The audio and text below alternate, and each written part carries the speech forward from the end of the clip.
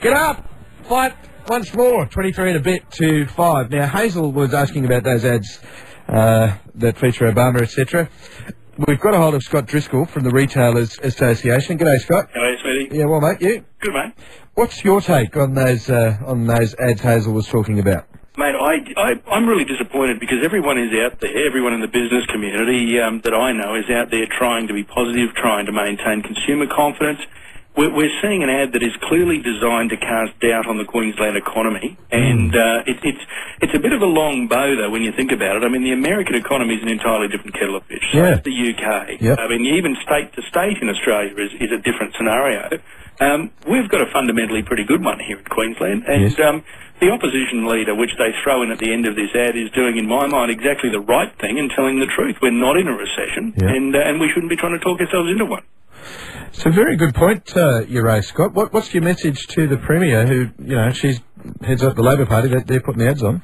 The Premier should shut up, quite frankly. I mean, it's hard to get a politician in an election campaign to do that, but I'm really quite furious about this, and I know in talking to many of our members, they're absolutely livid. I mean, I think the Premier is going to pay a political price, and I really think, you know, most consumers out there don't want to have doom and gloom shoved down their throat, essentially, and certainly business people who take a risk by getting out of bed every day and mortgaging their property to go out and start a business and maintain a business and employ Queenslanders, they don't want to see this sort of thing. Geez, mate, you're striking a chord with me, Scott.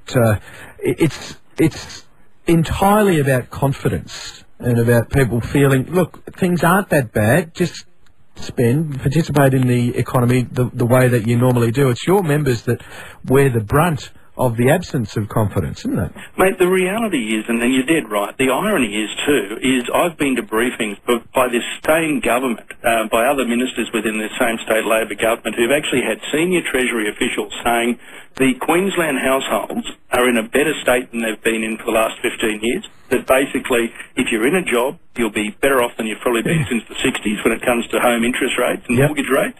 So, I mean, you've actually got the politicians in this government at odds with their own, you know, real economists that are out there actually making these assessments for political purposes, and that's not healthy. Well, listen, Scott, I'd join you in that campaign to get that ad ripped off, and they can replace it with something else, have a go at him on something else, but don't, in the process of trying to drag down the LNP and Lawrence Springborg, don't drag down the bloody economy with it. Absolutely. I mean, the Premier needs to get a hands-off business, get a hands-off endangering those jobs, and you know, play politics all you like, but don't endanger Queensland businesses like this.